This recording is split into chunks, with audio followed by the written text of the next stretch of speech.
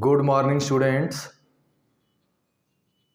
आज हम लोग पढ़ेंगे विलियम वर्ड्सवर्थ, जो कि नेचर पोएट हैं, प्रकृति के पुजारी हैं और रोमांटिक पोएट हैं। एक युग चल रहा था, रोमांटिक एज। 1798 में इनकी बुक आई थी द प्रिल्यूड, और उसी में विलियम वर्ड्सवर्थ ने अपनी सारी कविताओं को लिखा था। इनके साथ एस.टी. कॉलरिज भी थे, सैमुअल टॉबियस कॉलरिज, लेकिन चूंकि वो अफीम के आदी थे इसलिए ज़्यादा दिन तक जीवित नहीं रहे, उनकी कविताएं कम ही रहीं। तो स्टूडेंट्स, विलियम वर्ड्सवर्थ और इनका जो इमॉर्टैलिटी ओड है, अमरत्वता का संबोधन कविता, उसके बारे में आज हम आपको बताएंगे। लेकिन वीडियो देखने से पहले आप मेरे YouTube channel study with Harimohan sir को सब्सक्राइब करिए, लाइक करिए और अधिक से अधिक शेयर करिए, ताकि ऐसे ही बेहोश करने वाले वीडियोज आप तक सबसे पहले पहुँचें। तो स्टूडेंट्स, विलियम वर्ड्सवर्थ, इनको हम 1 से 5, 6 से 8 यानी junior high school, intermediate, graduation, post graduation और यहाँ तक कि इन पर रिसर्च भी किया जाता है। तो इनको पढ़ा जाता है हर कक्षाओं में लगभग इनकी कविता को। और ये रोमांटिक पोएट थे। रोमांटिक पोएट का मतलब रोमांचक कवि। इनकी अधिकतर कविताएं प्रकृति पर ही आधारित हैं। इनका विषय वस्तु नेचर है, प्रकृति है, थीम नेचर होता है इनकी कविताओं का। यूनाइटेड किंगडम में ही 1770 में ये पैदा हुए थे और 1850 में मर गए थे। तो एक तरह से देखा जाए तो 80 साल तक इनका लाइफ स्पेन रहा है। और पोएट ऑफ नेचर, इनको कवि का, इन कवि को प्रकृति का कवि मानते हैं। तो जो विलियम वर्ड्सवर्थ थे, प्रकृति के कवि थे, पिछले वीडियो में भी मैंने ये बताया है। और इमॉर्टैलिटी ओड का मतलब होता है संबोधन गीत, और इमॉर्टैलिटी का मतलब हो गया अमरत्वता। अमरत्वता पर इन्होंने एक संबोधन करते हुए गीत लिखा है, जो कि कविता है, और वो कविता का नाम बहुत बड़ा है, इसको याद करना पड़ेगा। MA प्रीवियस यानी MA पहला साल में इसको पढ़ाया जाता है, विषय वस्तु के रूप में उसमें रखा गया है सिलेबस में। Odd on intimations of immortality from recollections of early childhood, 1807। 1807 ईस्वी में जो रोमांटिक पोएट थे विलियम वर्ड्सवर्थ, उन्होंने इस कविता को लिखा था। इस कविता को उन्होंने अपने हृदय से लिखा है, मन से लिखा है। और इसका अर्थ क्या हो गया? तत्कालिक बचपन काल की जो भी इकट्ठा की गई यादें होती हैं, उस पर अमरत्वता का गीत इन्होंने लिखा है संबोधित करते हुए। यानी इनके कहने का मतलब ये है कि जो बच्चे होते हैं अंडर 5 ईयर्स, अंडर 4 ईयर्स, उसमें ईश्वर निवास करता है, वो भगवान के रूप होते हैं। वास्तविक घर हमारा यहाँ पर नहीं है।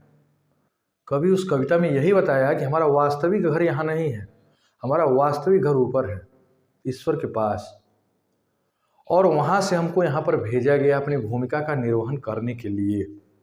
तो जब हम अपना वास्तविक घर यानी ईश्वर का घर छोड़ करके यहाँ समाज में आते हैं, तो 1 से 5 साल तक, 4 साल तक यानी चाइल्डहुड में हमको अपना वास्तविक घर याद आता है। इसीलिए छोटे बच्चे ज़्यादा रोते हैं, उनके ऊपर समाज का प्रभाव नहीं होता है। जब हम समाज में रहने लगते हैं, धीरे धीरे 5 साल के ऊपर होते हैं, तो हमको समाज से लगाव होने लगता है, हमारा सामाजिकरण होता है, हम समाज के प्रभाव में आ जाते हैं, हमारे ऊपर समाज का प्रभाव पड़ता है। जो भी चीज़ हम सीखते हैं समाज से सीखते हैं, और जो हमारा वास्तविक घर है उसको हम भूल जाते हैं। सबसे अच्छा एग्जाम्पल बताएं तो इन्होंने लिखा है कि children are religious, spiritual and truth. जो बच्चे होते हैं वो धार्मिक होते हैं, स्पिरिचुअल आध्यात्मिक होते हैं, और ट्रुथ का मतलब होता है सत्य बोलना। बच्चे झूठ नहीं बोलते हैं कभी, हमेशा सत्य बोलते हैं। क्यों सत्य बोलते हैं? क्योंकि वो अपने वास्तविक घर से अभी आए हुए हैं, ईश्वर के पास से उनको भेजा गया है, इसलिए वहाँ का प्रभाव रहता है। लेकिन धीरे धीरे जब वो समाज में आता है तो झूठ बोलना सीख जाता है। क्या लिखा है? Childrens are form of God. जो बच्चे होते हैं वो ईश्वर के रूप होते हैं, बच्चों में ईश्वर होता है, अपने वास्तविक घर से आए होते हैं, ईश्वर के पास से। इसलिए हर चीज़ें प्योर होती हैं उनके हृदय में। हृदय से प्योरिटी होती है, स्पिरिचुअलिटी होती है, उनके ऊपर समाज का कोई प्रभाव नहीं होता है।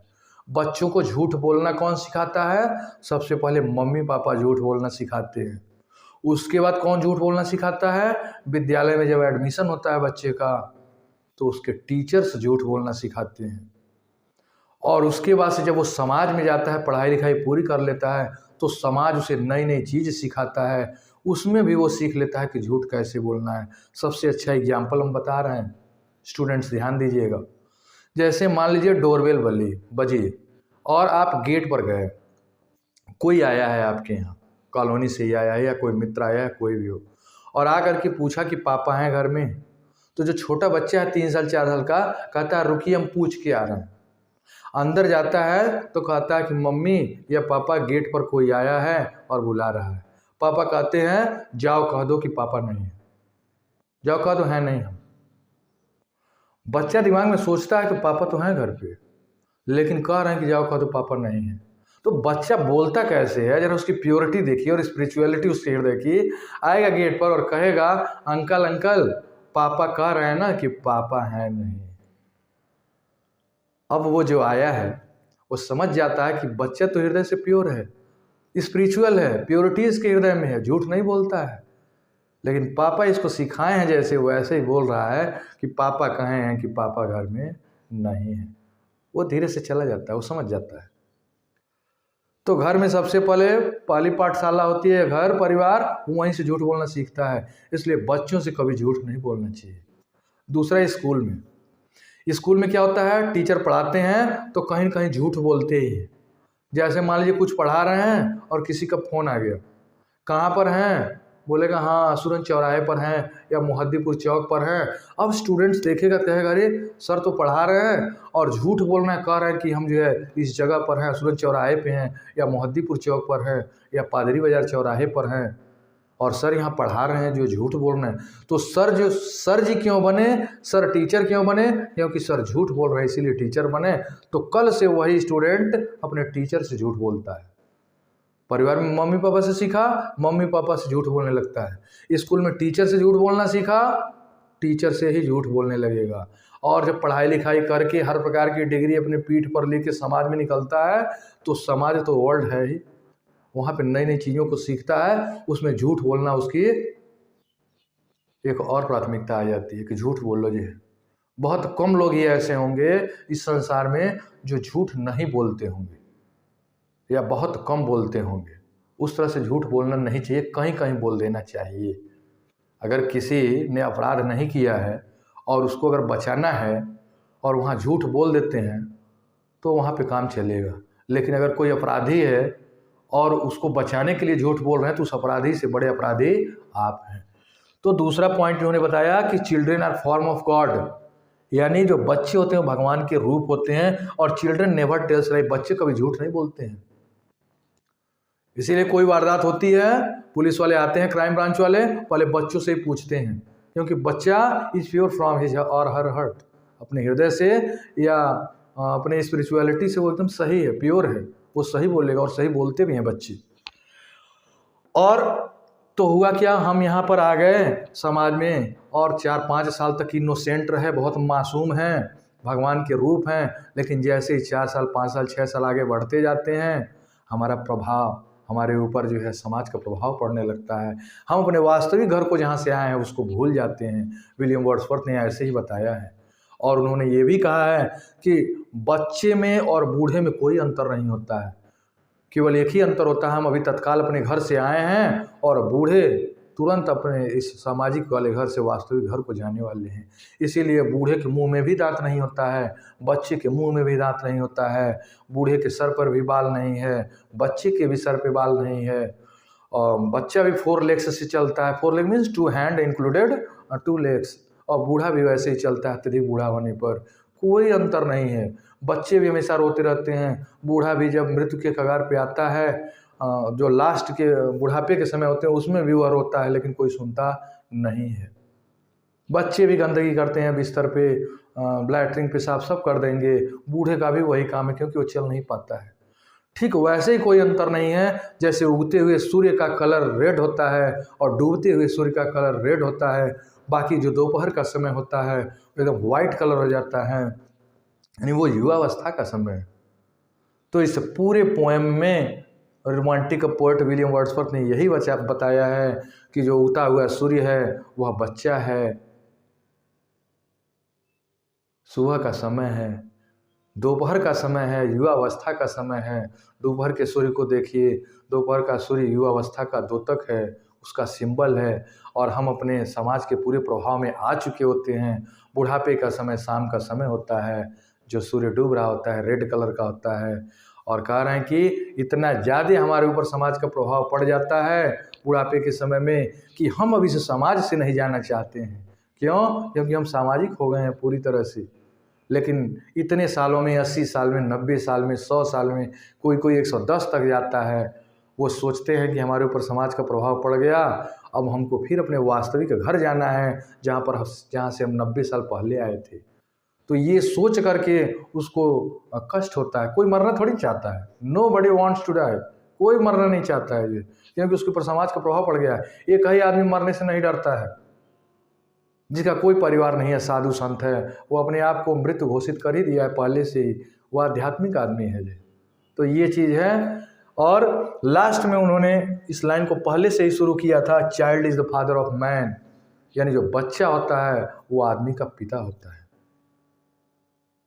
तो ये चीज़ है, पूरी पोएम का सार यही है कि हम अपने वास्तविक घर को भूल जाते हैं जब इस समाज में आते हैं, हमारा समाजीकरण होता है, स्पिरिचुअलिटी भूल जाते हैं, सत्य बोलना भूल जाते हैं। जो जो गुण और ईश्वर ने हमको दिया है, ईश्वर बना करके हमको भेजा 4-5 साल जो बचपन के समय में था, उसमें हम अच्छे काम करते हैं, हम ईश्वर के रूप होते हैं। लेकिन जैसे जैसे बड़े हुए, परिवार के प्रभाव में आए, विद्यालय के प्रभाव में आए, पढ़ाई करके समाज के प्रभाव में आए, हमारे ऊपर समाज का प्रभाव पड़ जाता है, वास्तविक घर अपना भूल जाते हैं, अपनी वास्तविक क्वालिटी भूल जाते हैं।